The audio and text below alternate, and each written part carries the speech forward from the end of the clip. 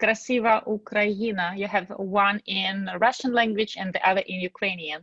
That's funny. I typed it in Google and that's what it gave me. So that's, I guess that's what Google thinks, at least. So thank you, first off, for joining me again on this journey. You're the second country out of 200-ish. We'll see how many countries there were when we started and how many countries there'll be when we end. Hopefully the number will be similar. So let's just start off. Give me, introduce yourself, who you are, what you do, where you live, et cetera, et cetera.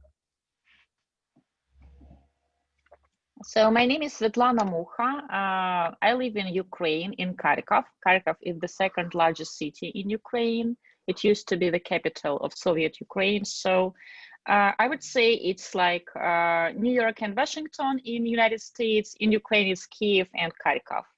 I do matchmaking professionally for 12 years already. I have fallen in love with this industry, and I run Diolli.com boutique matchmaking service. I run 2 blogs in English, German, and Russian about dating, about pretty much dating mistakes. I have written a book for ladies, so now I'm a published author officially, and I'm currently working on my 2nd book, and I'm catching up on my PhD. So hopefully next year I will accomplish this as well. Pretty much get used to my Russian English. It's 5 p.m. and I did several consultations today in English and German, in Russian. So I have my coffee, I have my water. Let's speak some Russian English. There we go. With planning all of these things as well too, I have like 15 different time zones in my head that I'm trying to meet with and talk to people. I have a presentation in Malaysia. I got to talk to Serbia, figure out Chile, the west coast of the US, Ukraine. I was sitting down here for a consultation with my coffee at 5 p.m., like waiting for someone to come on the Zoom. And I was like, hello. And they're like, that's West Coast. You're 3 hours early. Okay, then I will see you in 3 hours. So rattles the brain. I understand you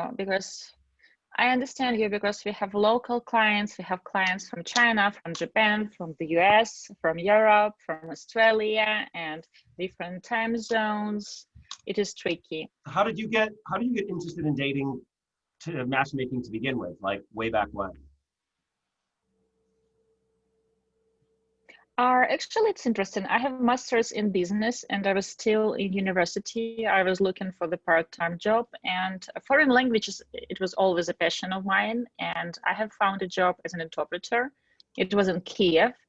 And I was intrigued because they told me I will be translating dates. So basically the couple will meet and I will help them translate. And I was thinking that, wow, that's like romantic to be the part of the date. And I've been to maybe 2,000, 3,000 dates of other people in about 2 years. And I have fallen in love with this idea because pretty much after 1 year of working there, I could tell after 15 minutes of being on the date if they will end up together or no. Or I could tell that after she said something or he said something that, okay, that was the moment he has totally ruined it or she has totally ruined it.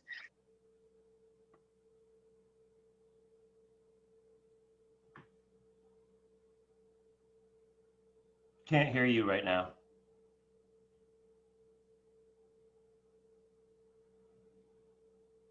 Can you hear me? I can't hear you. Can you hear me? La la la la la.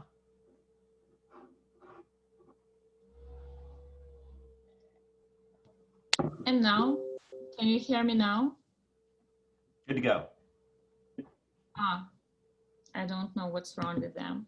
Oh, I can still hear you. They were working 15 minutes ago. So basically, I have fallen in love with the idea that you can choose the best from each culture and bring it to your relationship. So, because in every culture, you have some interesting, peculiar moments and aspects that you can use in your relationship, in your family life. And I really like it. And also, I like the idea that you can speak multiple languages. You can double all the holidays, like have 2 Christmases per year, for example. So this is why I like the idea of international dating.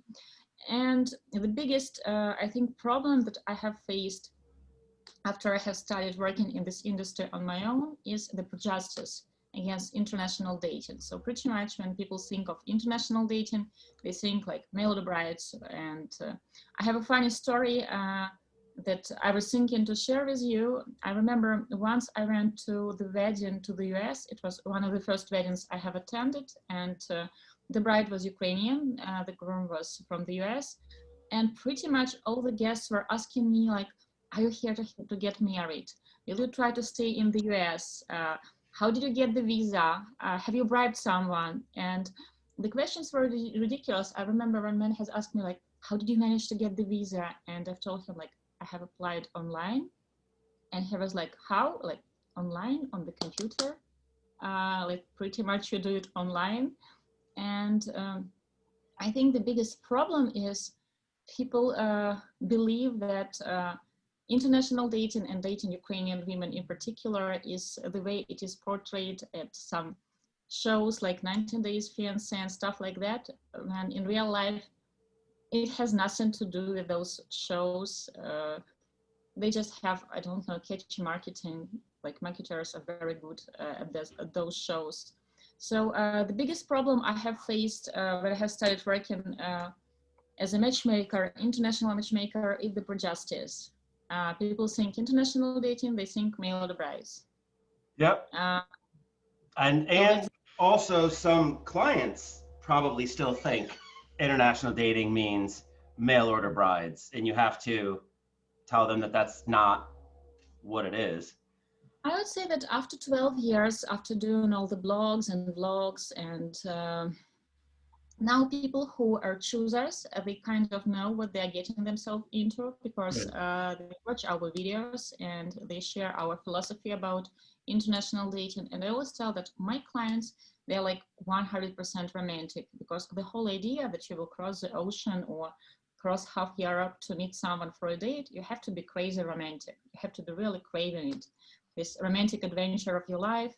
Some of my clients, I can already tell when I'm talking to them on the first consultation that they already have this image in their head that they will be like old and gray, but still fit, of course, and they will be telling their grandkids that I have crossed the ocean to meet your grandmother.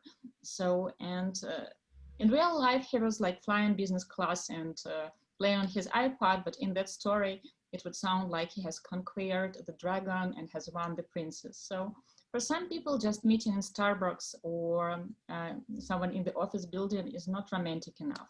So they want to have this special something.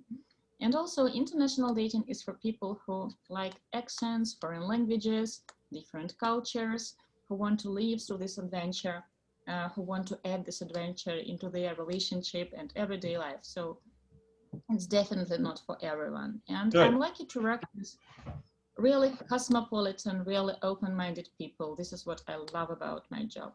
Though, to be honest, maybe twice, 3 times every month, we get a funny request from someone who is like in his 70s, usually from the US, I don't know why, demanding to have a bride in her late teens. I just had that phone call 2 days ago.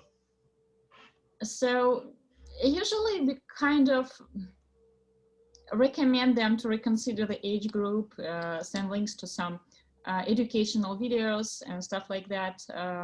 Of course, 10 years ago, we were receiving more calls like that. Now, not so much. I had the guy called me. Basically, it's like, well, you know, I'm 60 years old right now, and I was dating in the Ukraine for a while. I had about 3 girlfriends there, all in their 20s, you know, and it just, you know, it didn't work out at the Ukraine. So I've moved to Colombia. I've moved my dating to Colombia now. So now I'm dating these 20-year-old Colombian girls, and I'm on my 3rd Colombian girlfriend. It's like they go through the same progression. It's like I'm dating them for a year while they're waiting for the visa, and then like after a little bit too long, it's like they get sick and tired and just walk away. So I have to get a new one. So now that I'm with the 3rd one, the 2nd one has come back, and now I have feelings for both of them. So what do you think I should do? I'm like, I don't even know where to start with this. I did say, as you probably do as well, like, well, my first question is, what do you find interesting about 20-year-olds as you being 60? Well, I've tried to date women in the US and especially my age, and they're just sad, and it's not fun. So it's like, okay, all right, you know what? We'll just leave that alone right now. Anyways. I usually ask them, actually met them online, offline, because usually they date them online at some dating site, and usually such men, they start telling something like, oh no, we haven't met in person, we have been corresponding for like 5 months, and I have sent her flowers, and she's such a nice girl, see, she has sent me some bikini photos, and Yeah, usually yeah, it's like, what are you gonna do? shake, they don't know what to tell. Exactly, Usually I tell exactly. them that, Like you unless realize we if have you have met to in start, person. you'd have to destroy like their whole sense of self, and sometimes it's just, not worth it sometimes. So, how long have you and I known each other? When was the first time that you came to iDate to do the IDCA? Do you remember what year that was? Maybe 8, 7 years ago. 7, 8 years? Yeah, that's when I started one of my other companies and met you, and I always have been impressed that you are always looking for continuing education in the US and flying over here and looking to learn from the experts and the best. So I am happy that we still keep in the same circles after all of these years. Give me a quick timeline of where your country is in COVID. Like, what's today's date? What's going on? Where has it been? Where's it going? Just so we can have a timeline as we look back on all of these things as well. Pretty much like in Kharkov, in our city, I would say that they have open restaurants on the weekends. They have been closed on the weekends. What else? You have to wear a mask if you go to the shopping mall, if you Are use the things metro. closing down or are things opening up? They are opening up. They are opening up, but I would say they are opening up since August. So slowly they reopen things, and the city is decorated to Christmas. I think people are so tired of sitting at home. You can see people walking, you can see people doing Christmas shopping, so it feels quite normal. Unless you go to the shopping mall or you go to the postal office and you see that everybody is wearing a mask there, it feels quite normal. Do you feel confident in where your country is headed for this? Like, I'm not right now because we're going like this. So are you confident? Like, are you happy with the direction the pandemic seems to be going, and your country's I'm reaction to it? optimistic. I'm optimistic, but I'm careful. I'm a careful optimist, I would say it. I wash my hands, and I try to avoid too many public places. We have a big office, so we feel comfortable here. But I'm not the type of person who sits at home and is afraid to go outside. I don't feel that's smart either. Um, Pretty much I'm following direction and try to watch less news, because to be honest, once you open Facebook, it's either election in the US or COVID or kittens. To be Yes. honest, I'm tired of all three. Yes, I wholeheartely agree. Um, I know that right now, a lot of it being December 6th, December 7th right now, um, a lot of the northern matchmakers here are having a lot of problems because everything is shutting down and we have nowhere to send people on dates. Like, literally, like, it's walk outside in the freezing rain or or risk going inside. And most places aren't even allowing inside dining. So this will be an interesting winter for the northern matchmakers. We were closed the most of spring and in June and July, since we're closed here, so we have decided not to risk it. Pretty much the whole office was working from home on the content. We have created many videos, many articles, and we have decided to put it on hold. But in autumn we are quite busy scheduling the dates. I would say that all our clients are sick and tired of sitting in their home countries, because my clientele, usually they are well traveled, and these are the people who travel several times per month to multiple destinations. Usually they have international business. So everybody was super excited to be able to travel again. I'll bet. In between this interview And the previous one, my mother-in-law, my wife's whole family got COVID. We were in Florida to visit them, and we were an hour and a half away from seeing them when they started to feel sick and got tested, and the whole family came down with it. So we had to, we luckily we had rented a house near them so that we weren't staying with them, but we couldn't do anything. We just, they literally would drive up in a car, wave at them from the window. We'd bring some food outside and leave it on the driveway. And like animals almost, drive by and pick up the soup and bring it off. It was, they're getting better. They seem to be on the other side of it, still feeling bad, but not hospitalized and still alive. So let's hope they continue to get better. I think at some point we're all going to get it, whether it's a mild version, asymptomatic, something or not, it's just going to bounce around the world for a while. Hopefully it'll be at the time when we have a good vaccine or good medical and stuff like that. So, well, good. I'm glad that you are able to do stuff, because this is going to be a cold, lonely winter for a lot of us here in the US. It's a complicated screen for us. One of my team of Cupids, I call my team member Cupids, this is how we call each other among ourselves. She got sick, and she was at home for maybe 1 month. She was not sick for 1 month, but the doctors wanted her to stay for 2 weeks, and then she stayed for 2 extra weeks to get 2 negative results. The rest of the team, we all tested straight away. We all got negative. So the virus is here. It is stupid to deny it, but I believe it is important not to panic, and it is important not to give up on love, because totally, a brush with death and living in a sensory deprivation chamber for a couple of months will make any single want to find love.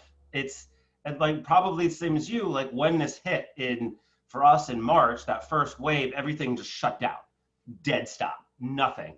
And then as time was going on and restrictions are loosening and things like that, the industry is just shooting up, because everybody's lonely and nobody knows how to necessarily go about doing the same way that we used to date pre-COVID is not the same way that we can date now. So we're getting, the industry itself is getting a lot of people coming into it because they don't know how to do it on their own. So I will be curious to see how this affects our industry, the love industry in general, over the next 18 months or so. There is a funny story. Right before the COVID, we have introduced a gentleman. He's actually from Great Britain, but he lives in Portugal. And he's a retired lawyer. He's 70 years old now. And we have introduced him to his now wife right before the COVID. And he has invited her over to Portugal to play golf, and he is into golf. She is actually 14 years younger, so they have quite an age gap. And they had a few dates in Ukraine, then she flew over to Portugal, so they are playing golf, she stays in the hotel, and then everything is shut down, and they closed the hotels. And she can't return back home, so she stayed with him. And they have spent the first lockdown all 8 weeks in one apartment together. Like, he is 70, she is 14 years younger, he's a widow, and she's divorced for more than 15 years. So it was quite a challenge. I really worried that they would kill each other. But after that lockdown, after 8 weeks, they have called us and told that they want to get married. They decided it's going to go one direction or the other. Like, you're either going to, it's like a crucible. It's going to make the good better, and it's going to show all of the cracks and weaknesses to the relationships that are not as strong. Actually, both of them has said after that for them the lockdown was a good thing, because otherwise they both would have doubts, they wouldn't risk it possibly. But since they were kind of put in the situation to live together for 8 weeks, they had to get to know each other really well, and they have realized if they can live for 8 weeks together without leaving the apartment. And then you know that you're pretty much good together. One of a friend of a friend, we say that she won the COVID lottery. She was traveling in New Zealand for work. COVID happened, everything shut down. Her boss felt really bad for her. It was like, I'm not there now, but please stay in my house while this is there. Gives her address, pulls up. It's, a gorgeous multi-million-dollar cliffside home, pool, completely, and you know, so she gets to stay there, and the boss was like, and I have to apologize. One of my other friends was you know trapped there too, so he'll be staying there too. He's a male model. You guys should get along. So, but she basically pulls up, and they're in a huge house, completely empty except for a gorgeous male model. So they just spent like 8 weeks having sex by the pool and drinking. Like, at least I'm glad that somebody, you know, that this pandemic is working out for people as well too. Now I will ask a naive question. Did they end up getting married? I have to find out. I have to get an update on them. I got to know what's going on with that. I would love to find out some more.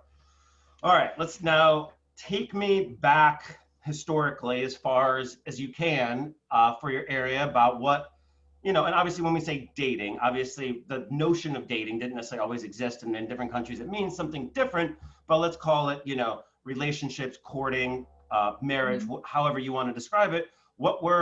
Take me back as far as you go and describe what relationships are like, and bring me up to speed. I would say that Ukrainian society is very traditional, and the first thing that attracts my client till now, and the first thing that turns off many people, is the fact that women in Ukraine are not really that emancipated than they are, for example, in the West, and gender roles, they are really like well defined. Men are supposed to be like manly and women are supposed to be feminine. It used to be like that when my parents were dating. It used to be like that when my grandparents were dating. And courting is very important here. Courting in traditional way, when the guy is asking the lady out, when he brings flowers, when he right now when he foots the bill, if he's taking her to the restaurant, before when he's coming over to court the lady to her house, he's bringing gifts for her family. It still stands. What we don't have here, we don't have here the culture of splitting the bills. We still don't have here the culture when the lady can ask the guy out. We still have these stupid rules that he has to be the first one to text. I'm not going to text him first. It is difficult sometimes when I work with Ukrainian women because of exactly that, the clearly defined roles that will not differ. The gentleman has to follow, has to lead, and she will follow. And also, I'm going to start talking and interrupt me if I say anything wrong. A lot of this, at least let's see, the modern-ish last 100 years or so, or last 80 years, because of World War II, approximately 1/3 to 2/3 of men in Russia and the surrounding areas that's a total cliche. I will stop you right here. Please. No, that's a cliche. This is where this stereotype take roots, that we don't have enough men here. Actually, if you look at statistics, the difference between men and women, only in certain age groups you will see that there are more. Oh, I don't necessarily mean that now. I just meant then. After the war, there was no time to courtship, so you can't tell that this takes root there. I know that this idea sells well, and many bloggers who blog about international dating and who write about international dating, they use it. It is not so. I would say it takes place before the revolution in Tsar Russian Empire. Before that, when the man was supposed to be the leader in the family, the main provider, and women were supposed to be beautiful and to have babies. So pretty much since that time, we have evolved, of course. But just to give you an example, still, of course, now we have many female drivers, but men still believe that women, they can't drive, they can't park cars, and sometimes ladies, they put a special sign like a high heel on their car to show that that's the woman who is driving the car. And usually male drivers, they give the way for a woman because there is a stereotype that females can't drive. And it is 2020. Like, you won't see this in the US or in Western Europe. So is that something that you continue to struggle against with these clearly defined roles? Do you try to help expand them, or do you usually try to work within them? I don't have the high heel on my car, and I drive a small Mini Cooper. So sometimes when I'm parking, guys look at you funny because our society, it's still traditional as that. But on the other hand, the one thing that you will be surprised with if you travel to Ukraine would be the number of women you see in restaurants or in bars. For example, in the US, in New York, if you will go to the bar, you will see many males there. There will be tables with guys in suits, having lunches or having beers, or in the evening having cocktails. In Ukraine, it would be vice versa. You will see many tables with ladies. And people assume that they are all single, but in many cases, they're married, their husbands are at work, they have taken kids to schools, and now they're having girls' time. Is there a lot of dual working? Or is it still very more traditional in that the man works and the woman stays home? It's more traditional. I can say that I agree with that. I run my business for 12 years already, and I have education. I travel a lot. Many women in Ukraine, unfortunately, still believe that it is not that important to have a career. It is important to have a husband who has a successful career. But that's part of society. I would say that many women would prefer to stay at home and not to work. So I guess let's talk about you for a second. One, why did you decide to go in this direction? And two, how did you find a husband that loved or supports, this views?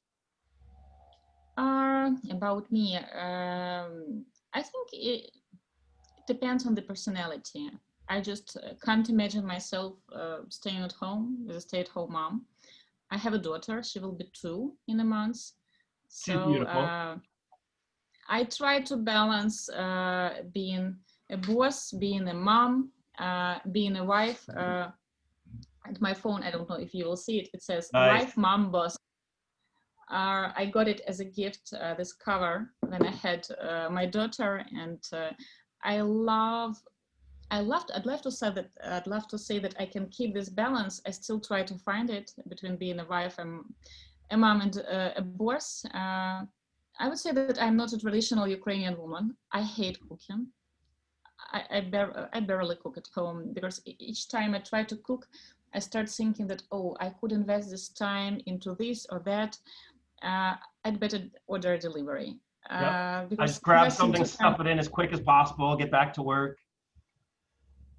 I can say that I prefer eating healthier, but now you can order, they deliver everything to your place. You can order from every restaurant for any budget.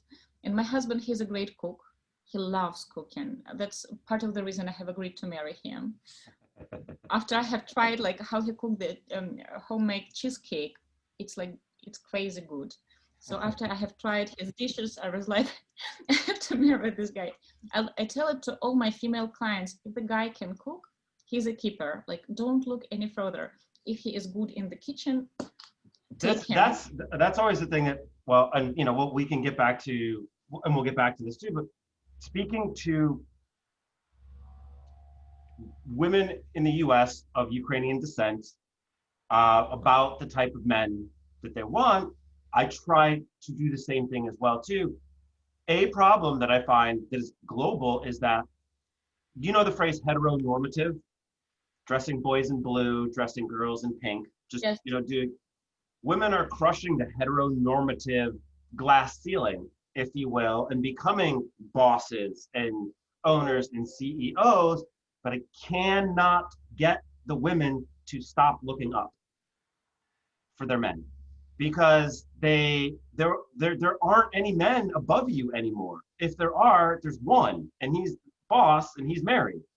So it has been a challenge for me to find these women that, hundreds, in the 6 figures earning, they're vice presidents at their company, and they adamantly will not look at anyone that makes less than them, let alone equal to them. They have to be even higher, which creates challenges, because those type of people, that's where you're also getting into the narcissistics, workaholics, type A things as well too, where I'm trying to say that's not what you need, that's what you want. What you need is someone that understands sacrifice, someone that understands hard work, someone that understands, you know, these things which the people at this level will have, but then start adding things like complementary goods, complementary behaviors like cooking, good with kids. It's just a challenge that I continuously hey, and it is the same for the American women here too. I'm not saying it is only women from Ukraine. I think that it's just something that is harder for them to let go to here. That I understand. I work with many clients who are originally from Ukraine, or their parents are, let's say, from Ukraine or from Russia, but they have relocated to Israel, Germany, Canada, United States. So pretty much these are either the first wave of the first first wave of immigrants in or the second wave. Or they are the kids, the second wave. I wanted to say it in Deutsch. Sehr oft, ich will Deutsch sprechen. It's the trick of speaking several languages. Sometimes you start to look for the word and you can think of it I'll in start another speaking language. in Spanish and end in French and be like, wait a minute, I think I screwed up somewhere. So you get me here. I think that immigrants, let's call them Soviet immigrants who have left Ukraine, Russia in Soviet times, they are different type of people, because that country that they have left, it doesn't exist anymore. So Ukraine, Russia, it has changed drastically. But still, they are not Americans, they're not German, they're not 100% Canadians. So they are somewhere in between, and their dating patterns, they are unique in a way. For example, if the gentleman or his family has immigrated, let's say in 80s or in early 90s, and they still have the stigma that everybody wants to leave Russia or Ukraine. And just because he has the American Canadian passport, he will be like super popular. And when you tell him that, no, it's not like that. I know that in 1985, you had to wait like 5 years to get your documents and to immigrate. It's not like that anymore. And just because you're an immigrant and you're not an immigrant anymore, you're a citizen of the US, it doesn't mean that there will be a line of ladies who would be willing to like that last guy that you've been dealing with? Which one? Would you say that like the guy has been sabotaging all of his dates because he thinks that just because he's from the US that women just gonna be yes, it's quite common, especially for our immigrants. They are tricky to work with. Because in their mind, everybody wants to leave Ukraine. In reality, we do local matchmaking as well, and it is really complicated to find people who are really open for all the right reasons for international dating, who are open-minded, well-traveled, they are really attracted to multiple cultures, they speak several languages, they have lived in different countries, and this is the reason they are looking for a partner from another country. Such people are rare, and we do so much. We run several blogs. I have written a book, and I have a team of marketers, SMM managers to attract such ladies into our base. And basically, you can interview like 20 people per day and choose one lady into the base. But in the mind of those men who have left Kazakhstan, Russia, Ukraine, Belarus, Soviet countries in the 80s, early 90s, everybody wants to leave Ukraine. So this is where the biggest challenge comes. So when you tell him that, no, you can't date like 15 years younger, or you can't date a supermodel, they will never choose you, he's surprised because, hey, I have an American passport. There has to be a line of candidates for me to pick up from. And but that's not the case. If there were a line of people, those aren't the type of people that you'd want to be dating or get into a relationship with anyways. But if I always say, if people had common sense, we would not have a job. So what are you going to do? So you mentioned briefly beforehand, but let's talk about the value systems of your country, your region. What is an ideal woman and what is an ideal man? Women like strong men. So the physically strong. physically, right now you don't need to kill mammoths, yes, to feed your family, and you don't have to fight for the biggest cave to make sure that your family will survive the winter. Right now, you have power of money. So the man has to be hardworking. It doesn't mean that he has to be like a multimillionaire. He has to be hardworking, goal-oriented, and he has to be a provider. The one who will take care of his wife, of his kids, the one who will make sure they have food on the table, they have a comfortable apartment, and they can have a family vacation twice per year, somewhere in Turkey or in Egypt, somewhere close. So pretty much this is like the standard set of qualities that ladies are looking for. Now, but like for instance, in the US, I would say the stereotypical popular person is like the quarterback of the football team.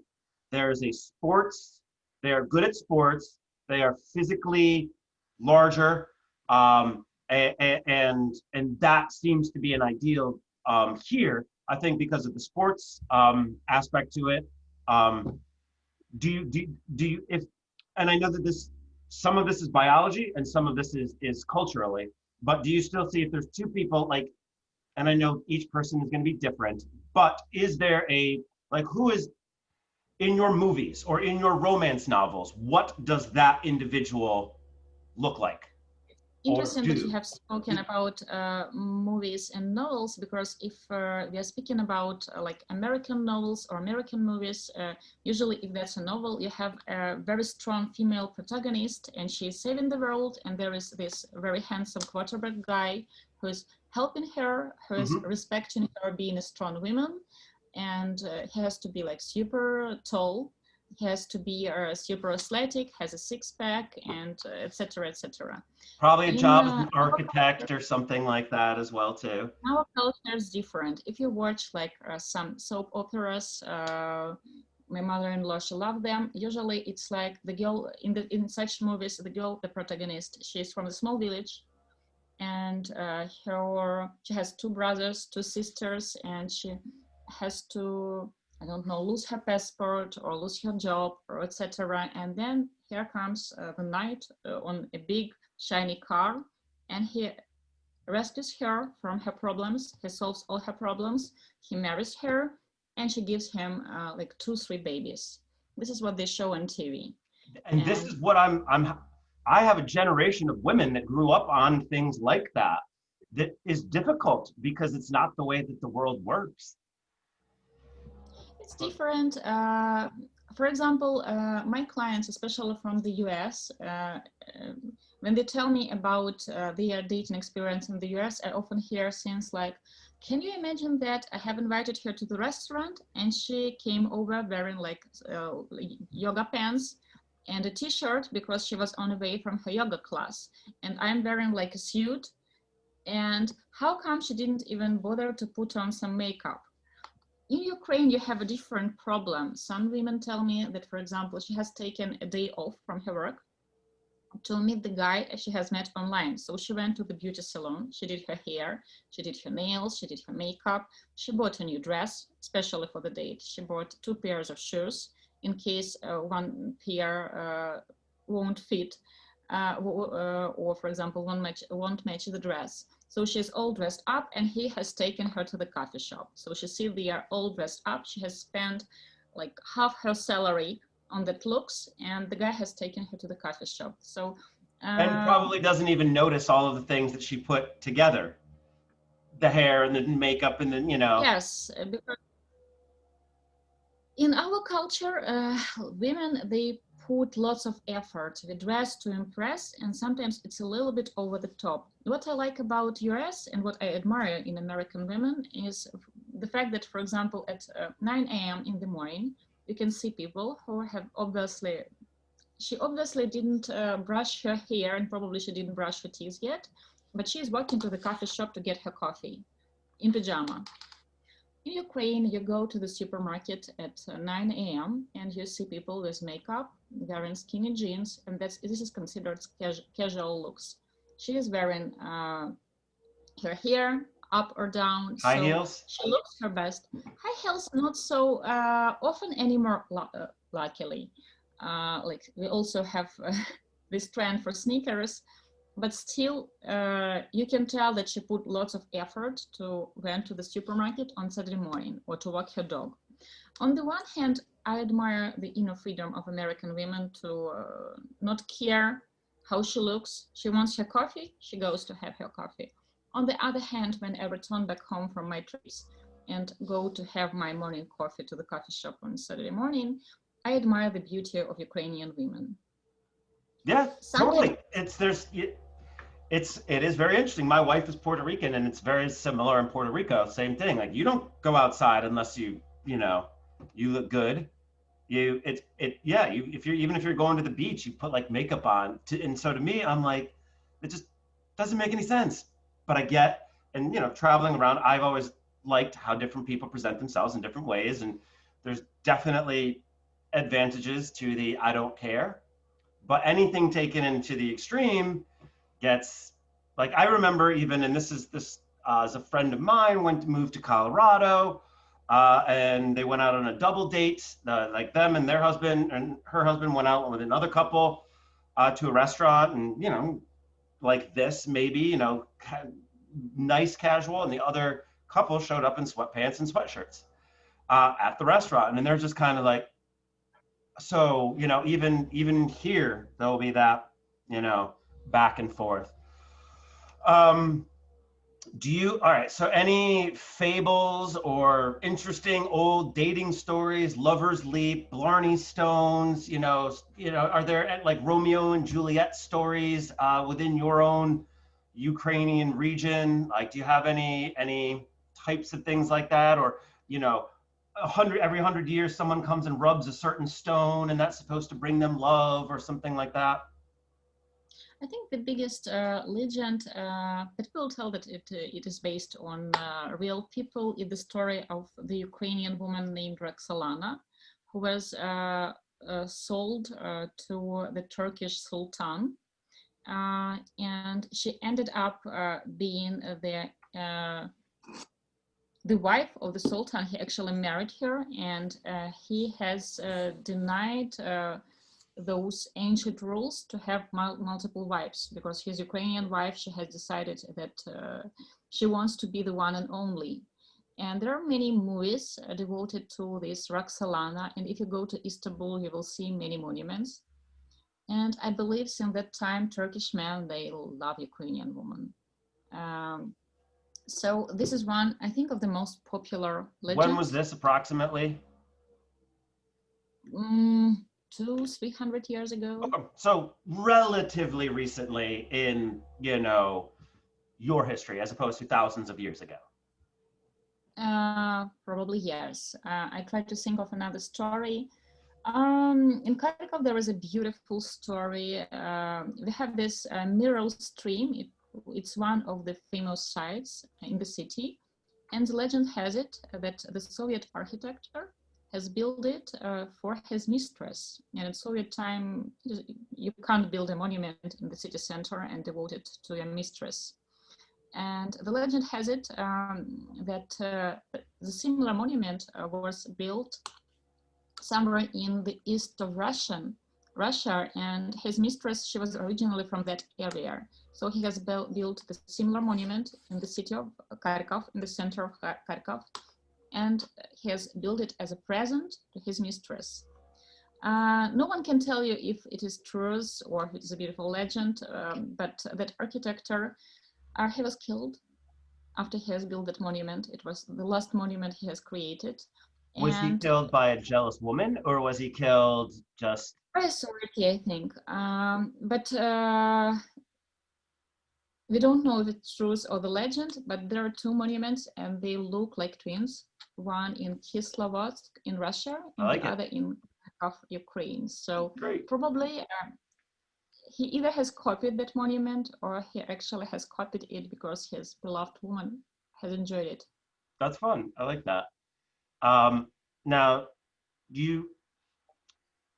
okay, so all the way back, Tsar Nicholas, blah, blah, blah, Ukrainian women, you know, this is the way that men and women are, your grandparents, your parents, now we're here and in the present. how do 20-something-year-old Ukrainians meet, connect, date, have sex? Like, what's it like? I have a 20 years old brother. We have quite an age gap. He's in medical school, and I can tell you that I get lots of dating stories from him, and the majority of girls he dates, they are also in medical schools. I think that the biggest cliche about Ukraine is that Ukrainian lady marry very young. And from time to time, I have these 60 years old guys writing us messages, something like, oh, I know that women in Ukraine want to date when they are 18 or 90. So here I am to rescue a beautiful model with blue eyes, who's 5'8", has a body like a Victoria's Secret model, and has PhD and is a virgin at 19.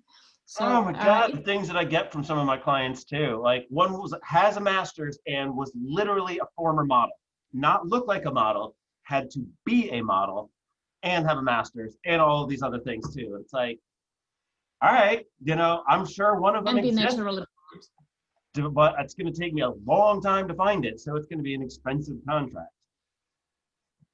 But do people like do style dating? Like, do they ask someone out and then go somewhere and have a dinner and talk about stuff and continue to date? Or is that not what it's like? I would tell that first, I will continue my third. First of all, it is a cliche that people want to date, that women want to marry when they are 18, 19, because usually when they are 18, 19, they are in college or in university.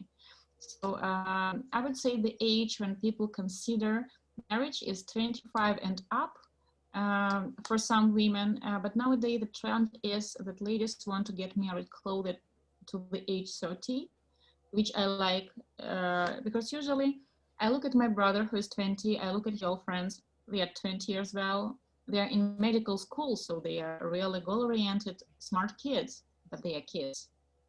So sometimes when 40 years old men reach out to us and say that I want to date someone who is 20, I tell that the majority of ladies in their 20s, they are in schools and they still live with their parents and they are financially dependent on their parents or either on scholarship from that school.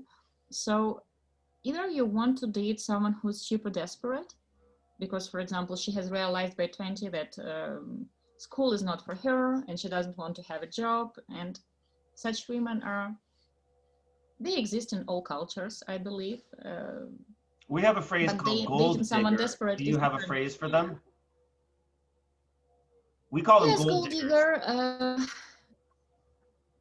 I think it's quite international. Okay, good enough. You had a specific... There always will be beautiful women who want. There always will be beautiful women who want to date someone rich and someone famous. In every culture, you can find women like that. So it's a myth that women who are in their early 20s, late teens, they want to get married and have babies. Maybe in small villages, when she marries the boy she went to school with, and neither of them went to college. Same thing here. It's international. In big cities, no, because when she's 20, she's still in the university, and usually people graduate when they are 22, 23, if they don't go for other master's programs or whatever, and then they want to get jobs, they want to travel, they want to try new careers, maybe to study and get another degree. It's quite international. Good. I mean, I had no idea who I was at 20 or 25. And we're vastly different people than who we were then and who we were then. So I can't even imagine trying to marry at that age, not even knowing who I am or what I wanted in life. So that's... Men often use this excuse that women are more mature. So for sure, there is a 22 years old, super mature lady who wants to marry a divorced 45 years old father of 2 kids, somewhere from Nebraska. Yeah. Like I said, if people had common sense, we wouldn't have a job. Do people do the kids today, do they use the apps? Is there a lot of online dating going on in the Ukraine? Tinder is popular here. We have some local dating sites as well. I like the trend that local matchmaking is getting bigger here. Unfortunately, we don't have many good companies because for local men, having a matchmaker, either he has to be a really famous person, so he can't use like dating sites and he is looking for something specific, and we get clients like that, or he has to be like super curious or really well traveled, so he is so he knows what is matchmaking, he has seen it elsewhere. But local men, they are not ready to pay for the matchmaking service, since you can go out and there will be many beautiful women. So it's not that hard for them. Women like to learn. They like to learn more about dating, to improve their flirting skills. So they are eager to buy some coaching products, but they are not ready to pay for the matchmaking service, because in our culture, the man is supposed to pay if he's asking the lady out on a date. And when you explain to her that paying for the matchmaking service is not the same as paying at the date, for them it's equal. So in our culture, a woman still feels okay to buy like a $500 dress for a date, even if her salary is $600, to impress the man. But if he asks her to split the bill and pay for her coffee, she will be like really offended and pissed off. Yep. Yeah, I know. That's strange. And she'll probably buy all of those dresses, multiple times for multiple dates, and you could have just been like, look, if you just took all of this and moved it over here to matchmaking, you'd have somebody by now. But the culture is different. The culture is different, and it's a good scene and it's a bad scene. Like in every culture, dating scene is slightly different. Mm-hmm. I would say that the majority of my male clients from the West, they like it that Ukrainian women are more traditional. They like it that he is the one leading in their relationship and their acquaintance. He's the first one to text. He chooses a restaurant, he's footing the bill, he opens the door, he buys flowers, and she follows his lead. On the other hand, sometimes it's funny because many foreign men, they come to Ukraine because they find Ukrainian ladies more good looking, which is ridiculous. There are many beautiful ladies all around the globe. And I would say the truth is, the hard truth is, if beautiful women don't want to date him in the US, they won't be willing to date him in Ukraine as well.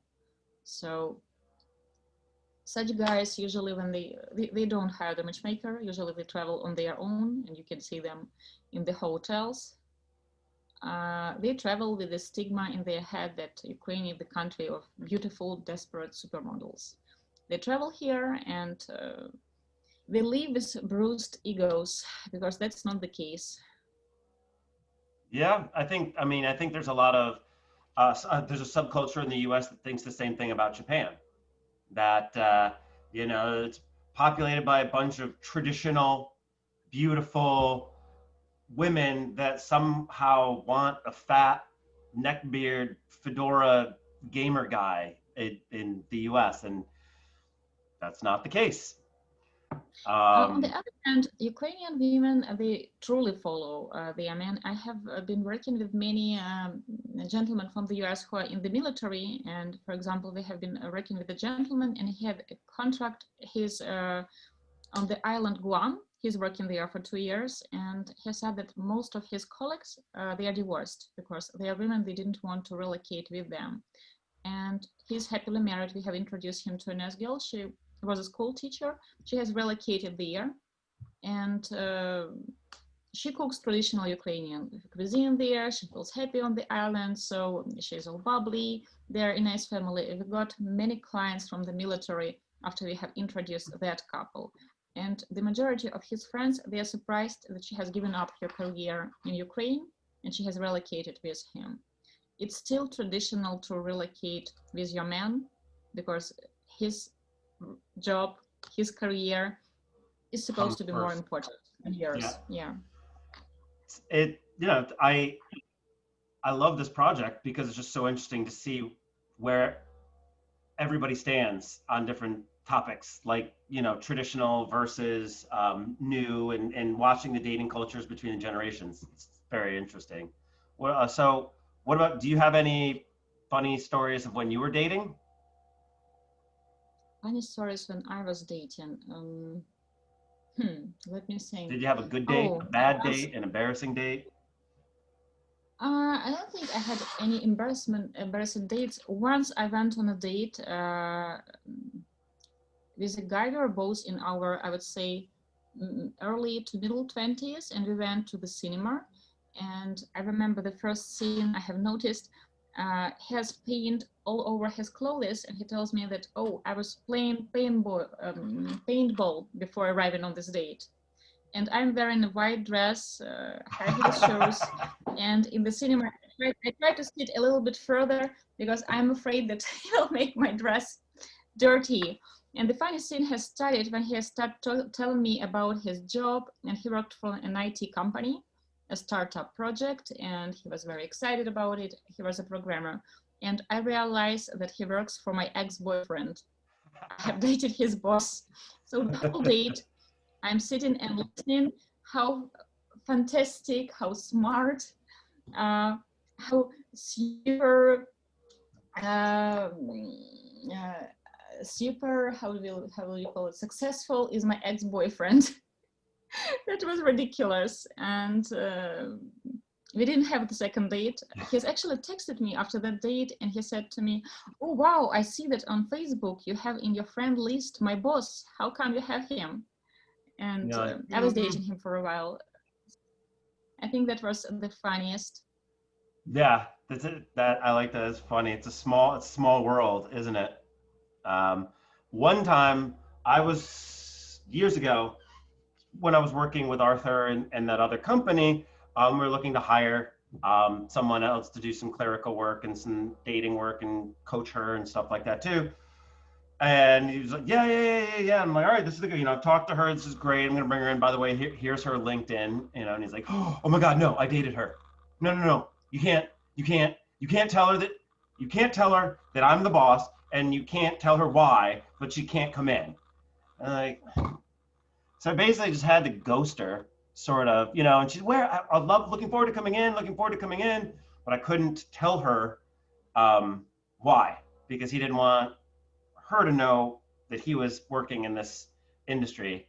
And I guess the date, didn't really go that great. But again, I just thought it was like small world, interesting. Okay. Have the you funniest, been... No, go one of ahead. the funniest dating mistakes that I have seen. I have introduced a boy and a girl. The gentleman, he is 31, and the girl, she is 25, and they both are Russian speaking, though the gentleman lives in UK for a long time. So he has asked her out on a date, and she was really looking forward, and there was a lockdown, so we had to reschedule this date and again to reschedule. So basically they were waiting for almost 3 months for the date, and we introduce only offline, we don't do online. So finally, when they went out on date, she was so stressed that she has forgotten his name. And he has asked her, like, why don't you talk to me? Why don't you use my name? And she said that, I don't know. And he has asked her, like, what is my name? And she couldn't say it. And after the date, she has called us crying that I have forgotten his name. And he has called us very angry that how come she went on a date with me and she doesn't know my name. It was ridiculous. I learned 3 tips for when I was single to, if you forget the girl's name. 1, start talking about your middle name. Like, for instance, my middle name is such and such. Well, what's your full name?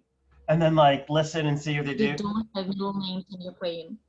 Or I would start talking about how my driver's license picture was ugly, and say, yeah, see, look at my picture. Let me see your picture. Svetlana. Okay, Svetlana. Got it. Okay. All right. So that I could, because I have a bad memory with names, so I would do the same thing. I would just forget people's names all the time, and then you're got to figure out a way to do it without making it seem like you're doing it. And these days, as we've gotten older, I just admit it several times. So usually when I set a client on a date, I tell him, like, So your date with Anna will be at this time. And I just want to remind you about the date with Anna.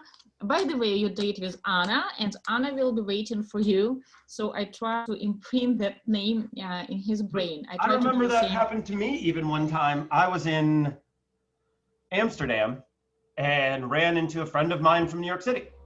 And like neither of us knew we were both in Amsterdam at the same time. And I saw him, and because it was out of place, I couldn't, like, I ran up to him. I'm like, Dad, like I got his name wrong. And his friend was like, no, that's not his name. Go away. And I'm like, I know him. My brain isn't just working right now. And we finally like realized it. But yeah, the brain can just misfire all over the place. Have you, when you travel to different countries, have you had an experience where someone has approached you dating wise, or have you seen interesting dating things? Because obviously when we go anywhere, we're always kind of watching other couples and people, and just to kind of see, have you anything noticed where you were traveling to any countries? I had a funny situation when I have traveled to one of my first matchmaking institute gatherings. I remember other matchmakers, they were approaching me with their business cards, telling me that I have a client who will want to date you. And I tell them that, no, I'm not interested. And they were still giving me those cards. It felt strange because like, I'm your colleague and you tried to set me up with your client. It felt intrusive in a way. So I remember that feeling. I believe there is a stigma that all Slavic women want to date someone in the US. So they were coming from this stigma that since I'm there, of course, I'm willing to date someone. Yes, I would say that in Ukraine, men, they feel more comfortable to approach you in the streets. For example, not so long ago, I had a brunch with a potential match for my client. So I was meeting that lady and we are sitting having lunch and we are asking for the bill. And the waiter said that, oh, the gentleman over there has already paid for you. And it is quite common. So then we sit and we are guessing whom he wants to approach. And I was thinking, oh, if he's approaching that match, I want her for my client. I don't want him to take her. Yeah, yeah. He has approached us. We both said that we are not single, and he was okay with that. So it can happen quite often. Do men get upset if you are taken, or is that just part of it? No, he tried to do it. So here's cool. I have seen it quite a few times. For example, I'm waiting for my husband, and then drinks arrive to my table, and the waiter said that the gentleman over there. So usually I try to show the ring, or I try to tell that I'm not single. And if you are in the company and there are several ladies, there can be a bottle of champagne or something. So men in Ukraine, they are more aggressive, I would say, this way. In the gym, you can be working out and somebody will come over and I think it's also because there are sort of clearly defined gender roles. Yes. Where in the US, if you do that, you could have two very different reactions to that. So men are scared because they don't know what their roles are anymore. And that's what's creating a lot of issues. Like you said, like in the Ukraine, still somewhat, the man is the provider. There is a guaranteed role no matter what. We don't have that so much anymore. And as our world progresses, that is becoming less and less that way too. So a man doesn't understand, men aren't necessarily encouraged to explore their emotions as they grow up here. So when we have these frustrating or unknown gender roles, if you will, they haven't sort of been taught the building blocks of how to discuss this with that other person. Or why does it make me feel a certain way? Or should I just do it or not do it? But if I do it, then they're going to think I'm this way and I'm only a traditionalist. So they just completely remove themselves from the situation because they don't want to risk anything. It's so risk averse. So yeah, so I think part of that probably relies on the fact that they understand what the role is supposed to be. Because if a guy group of girls drinks or something like that. Not saying this is everybody or anything like that, but they could very easily be like, why are you talking to us? Why don't you just come over and talk to us? Why you got to do that? You know, if you haven't looked, all of us have rings. Why don't you, you know, and of course the guy doesn't even want to deal with that. So just decides not to do it at all. It's unfortunate because both sides are sort of at fault here because the guy doesn't understand how to offer multiple roles in a relationship, and the women don't understand yet how to encourage him and tell him what they like about him, why they want to be with him, and what role he does fill. Because, you know, if you're dating all of these very powerful women, you know, for instance, my wife makes more than I do. You know, it took me a little bit to get used to it, but then you realize that my job isn't supposed to be provider. It is provider with my children and my love and my attention, but it isn't necessarily how to buy things. So there's a lot of confused men, I think, trying to figure out what their role is these days. You will see many successful women as well, and for them it is quite complicated to find the right partner because in Ukraine we still have a stigma that the man has to earn more. Mm-hmm. So if she is successful, like you have mentioned it before, it would be complicated for her to find someone as successful. And sometimes what I see, successful women, they choose to have a lover, a boyfriend, if she can't find the husband who would be more successful than she is. So this is what I see as a trend. Yeah, Society is men can have multiple roles. We can, like say in the US movies, we can. Like, did you see the movie Wonder Woman by any chance? Yes. Perfect example of how a strong man can support a strong woman without having to be in the center, you know, and it be about them. So yeah, I still find, you know, we are in a, you know, quote unquote progressive country and a quote unquote progressive city like New York City, and still that's often I find that it's a struggle. So it's trying to again pull apart the wants and needs. You want someone that makes more than you, but you don't need that. What you need is someone that understands the amount of sacrifice it takes to get where you are, that is also passionate and driven about some, you know, et cetera, et cetera. But really hard to, like, for instance, 30 years ago, a boss marrying his secretary did not call that dating down. He just called that finding somebody that you like and they will have a good relationship with. So it's really hard to get that flipped now with the women in all these positions of power. If they do, they call this dating down. I don't want to date down. I'm not going to marry down. It's not down. It's complementary. But anyways, end rant. What about you? Do you have any questions for me? Or things that I should have asked you that I didn't ask you? I was thinking when we were speaking about differences in culture, I was thinking that, for example, in Ukraine, when I'm leaving the postal office or I need to carry something heavy into the office, I will look around and there will be a man who will be willing to help me, like carry that box, or for example, in the airport to carry the luggage.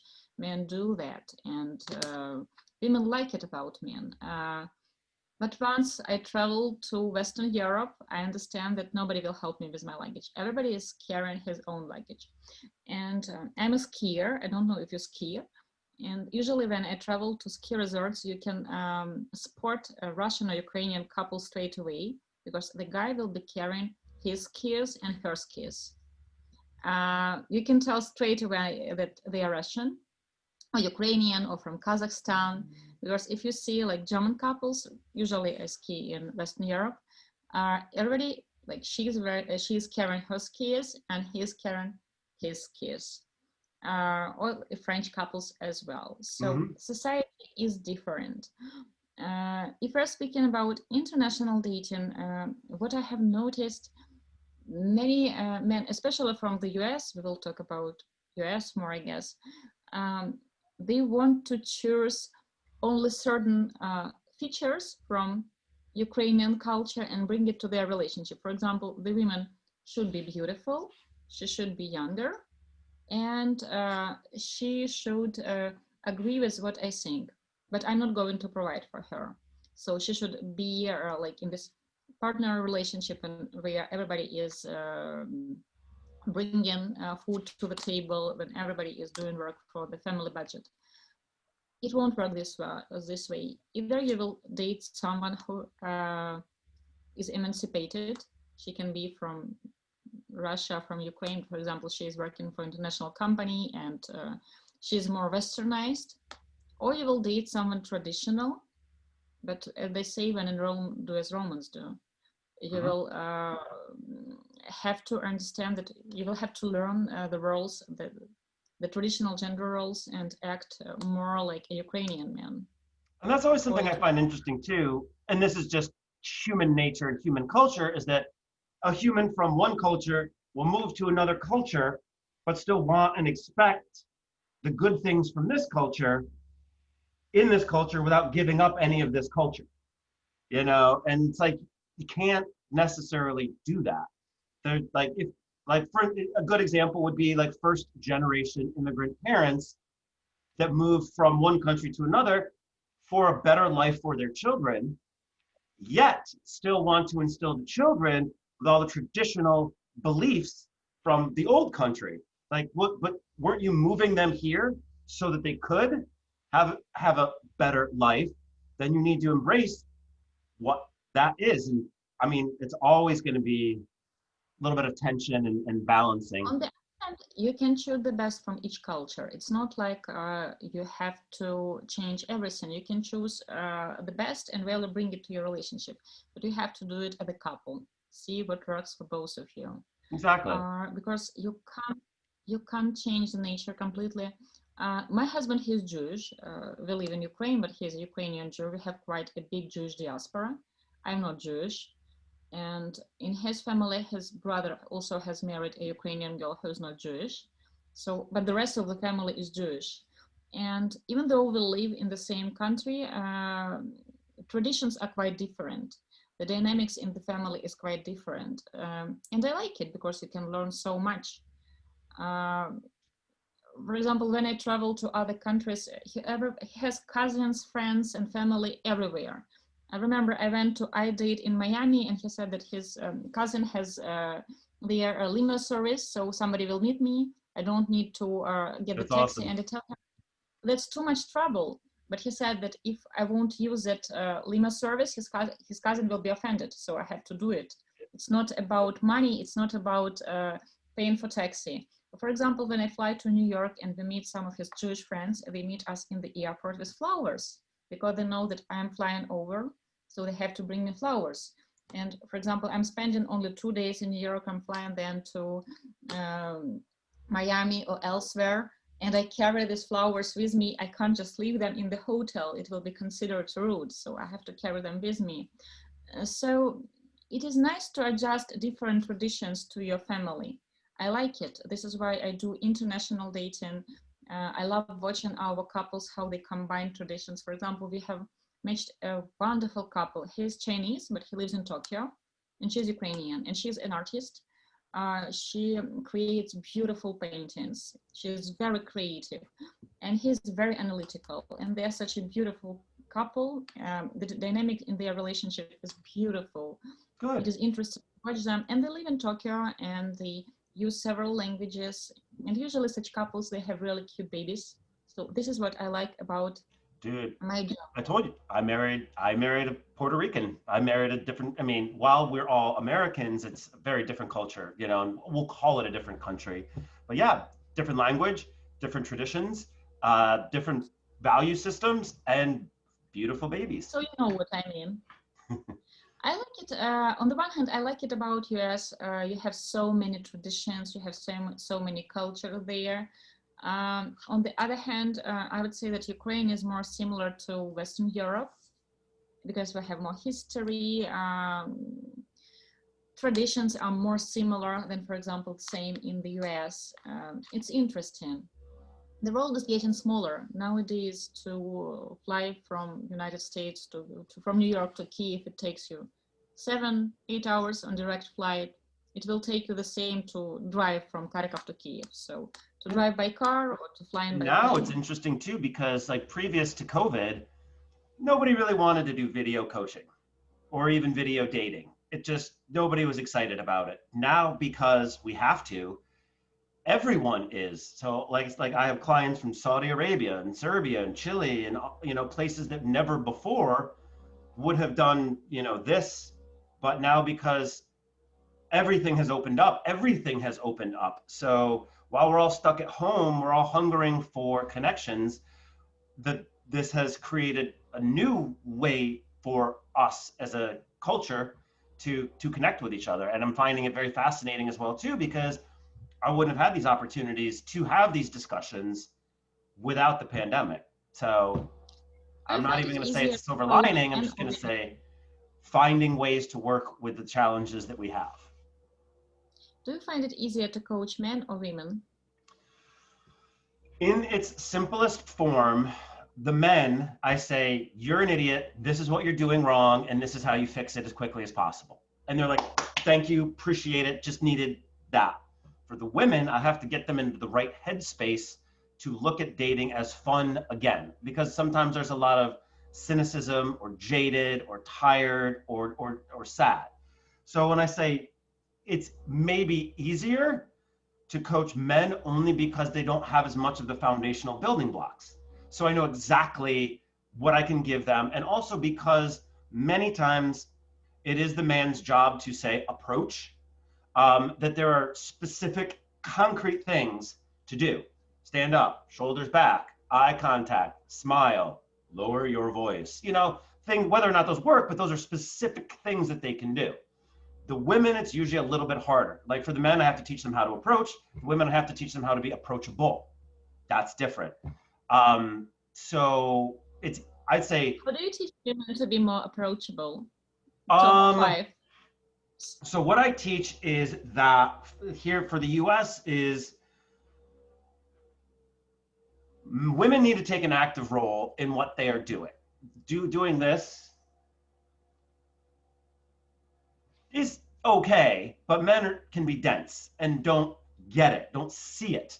Also, because men have to be the aggressor, if you will, we have been rejected hundreds, if not thousands of times in our lives. And it adds up. And sometimes you just don't feel like being rejected again that night. You're just hanging out with your friends or you want to have a drink and you just don't feel like doing that. So I encourage my women to take a hand in it as, you know, for instance, they can approach, they can say, hello, hi, you know, and talking, and then say, I'm going to go back with my friends. I would love it if you came up and talked to me later. So what it's doing is letting the man know he's not going to get rejected and making the man still work for it. So the woman sets the stage, but the man still has to do the work. So that she shows that you can approach me. I am being approachable, but I want you to work for it as well too. So it's finding that balance of letting the woman take control of the situation without being overbearing, emasculating, or just making sure the guy doesn't have to do any effort whatsoever. Also, the women in New York City area, the men don't want to date a pregnant and naked woman in the kitchen. We want a vivacious, powerful, interesting, exciting person, usually. So if I walk into a bar and there's a table of 3 hot models that are just sitting and talking to each other, and there's, say, a not model that's bopping around and talking to different people and shooting a game of pool and telling a joke and laughing with the bartender, I want to go talk to her because she seems way more interesting, much more to offer. They still may have more to offer, but I don't know that because I can't tell from what they're doing. They're demonstrating no value other than being beautiful, which is high. But yes, you want the man to enjoy being around you. The man's always, did I choose the right place? Am I talking about the right stuff? Am I being boring? So it makes him get anxious because he doesn't know. So if the woman can help let him know what he is doing right or wrong, then it can allow the man to relax, which in turn can allow the woman to relax. Does that make sense? I would say in Ukraine, approaching men wouldn't work for our culture. So pretty much if the lady wants to Make sure the men understand that she is approachable. I would say that flirt starts with the way she looks. So if she's wearing a dress, if she wears her hair down, if she's wearing her makeup, she has to be sitting alone or with a friend, because if it is a group of 5 ladies, men are So hard to lazy break here, into. because you will have to entertain 5 girls. You will have to entertain 5 girls. You will Oh, yeah. have to buy drinks to 5 girls. Yeah. So pretty much, if you want to be approached, sit alone. Don't sit in your phone, and smile. Make eye contact and smile. But you can't make a Ukrainian woman approach a table of men and say, hi, talk to me later, because men will think that she is easy. They will assume that Totally. Whereas if we saw our culture, saw a woman sitting by herself, just going like this, we'd say, that poor, sad, lonely woman. Where are her friends? She has no social proof. So again, yeah, it's interesting how the different societies see that. She can be with her friends, but if it is a group of 5 people, so the man either he has to really like her and he will have to entertain all the group. Yep. And so this is what I tell my females too, is if you go out in a group of 5, make sure that you by yourself or with one other separate yourself from the group so that you can be more approachable, because it is scary for your average guy to just walk up to a group of 5 women. So yeah, exactly. Make it easier is what I'm saying. Remove as many barriers as you can without making him have to do no work. He has to prove. We all value what we earn more than what is given to us. So, and I've been sitting at a bar with one of my female friends, just hanging out, and a girl walks by me, looks at me, and sits down in my lap. I didn't say anything, didn't do anything. I'm so glad my friend was there. I was like, she's like, yeah, I saw that. Obviously, the night ended up well for me, but I didn't do anything to earn it, so it's not as fun. I mean, it was fun for its own reason. I'm like, ooh, I don't have to do any work here. This is great. So I just want to make sure that the women are setting the stage so that the guy can prove that he wants to do some work. For instance, like the dates. Guys are always worried they're going to choose the wrong place. Is this good? Do you like the food? Is this right? And a lot of times, if the woman is more traditional, yes, it's good. Won't say that it's wrong. He's still worried about it. So what I say to my women is say like, you know what? I love Japanese food and I love Indian food. So why don't you find us a restaurant that has one of those? That way, at least the guy knows, okay, I've got parameters. So I know that if I choose Japanese or Indian, most likely she will enjoy herself, which will take some of the pressure off of me. Other women look at it like, well, he has to know what I want. This is a test. So, yeah.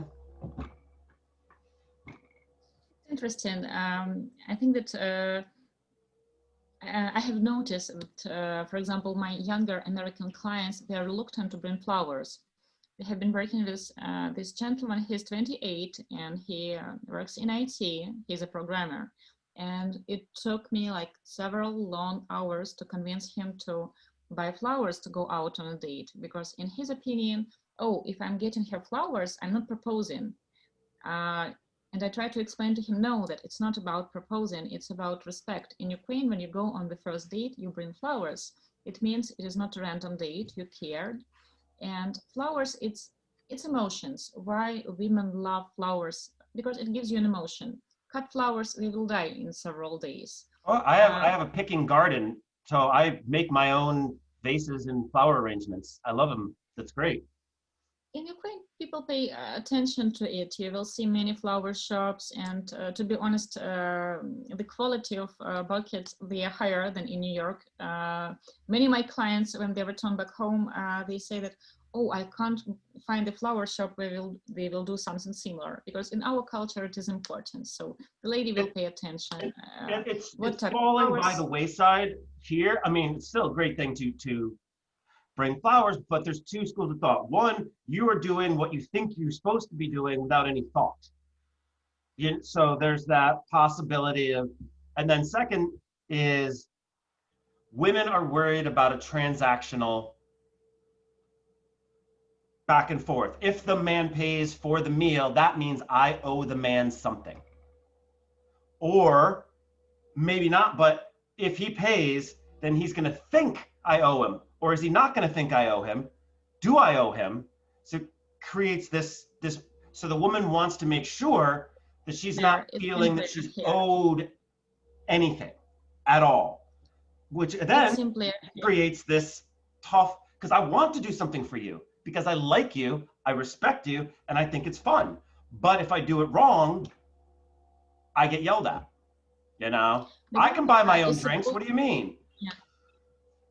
So it's not about the ability to buy your own drinks.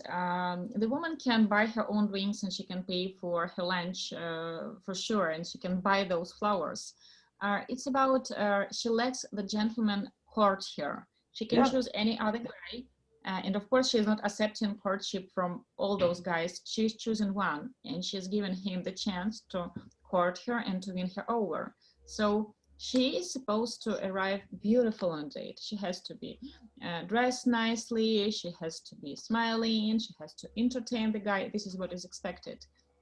He has to take her to a nice place, bring flowers, put the bill, make sure she returns back home safely. For example, she's not driving, to take her home or to order her a taxi. We have simpler gender roles. Here, if the gentleman is paying for the meal, it doesn't mean that she can't afford the meal. It means that she likes him enough to let him do it. She shows him that it's okay to court me. You can win me over. Sometimes men, especially from the US, they ask me, but hey, I have to buy flowers to pay for the dinner, to pay for coffee. What am I gaining in return? In return, you get the chance to win over a beautiful, smart lady, loyal lady, who will be your life partner, hopefully your fiance, your wife. So it costs way more than several buckets of flowers and and you know that it's not even the money, it's the way that it's viewed, you know. And yes, but like you said, so here in the US, we sometimes tell people, don't go to dinner first. You don't know if you're going to like them well enough yet. You don't know if you're going to have 2 hours worth of conversation in you yet. Like you said, like you have the coffee shop date or something like that. And I know specifically had a Ukrainian woman where a guy took her on a coffee date and she was mortified. He's cheap. He doesn't care about me. He's not worth my time. Whereas he's doing what he's supposed to be doing. Well, I just wanted to make sure that I didn't do this. Time into looking her best, and he's taking her to the coffee shop. I can tell you that sometimes I take my foreign clients out for lunch. And since he's my client, I suggest to buy him a dinner, and he's a guest in Ukraine. And male waiters and other male guests in the restaurant, they look at him funny, like, why is she paying for dinner? And I can see that murder in their eyes. And my clients, they don't notice it, because for the American society, it's normal. Like I have asked him out to have a lunch meeting with me. He's the guest in Ukraine, so I'm taking him. Totally. But to be honest, for me, it's also unusual to pay for lunch or for dinner in Ukraine. Because if I'm meeting, for example, my Ukrainian male client, if I will try to get my credit card out, I will offend him. It will be a mortal offense, especially if I will do it when the male waiter is standing next. Yeah. So it's confusing. It's very in the US, confusing. you can do that. In Ukraine, you can't do it. The society is more traditional here. So you can't say it's a bad or a good sin. It's a cultural thing. That's the thing that I learned as an exchange student. There's not good or bad, there's just different. And that's why, I mean, you have to, and that's why I'm doing these things too, is because you can't judge a country or actions unless you can understand the underlying motivations projecting someone to do that. You can't put your own assumptions on someone else's culture without understanding it. So, well, you and I could talk for weeks, and I know that we could, but I do need to get going because I got my kids upstairs and I got to go wrangle and start my day and go on too. So thank you so much for being here. I appreciate taking the time. Do you have, obviously I'll put your company and everything and links and stuff like that. Do you have any last thoughts or ideas to share?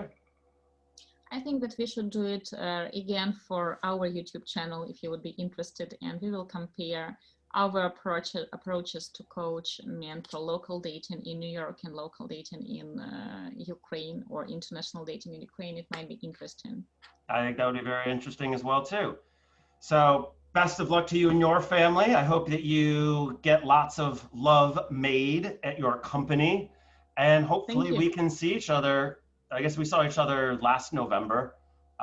Hopefully we'll see each other next November.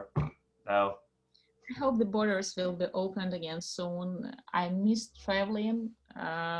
I miss lots of traveling tremendously. yeah, me too. So well, until then, here's to saving the world. Baby girls. All right, bye, Svetlana. Bye.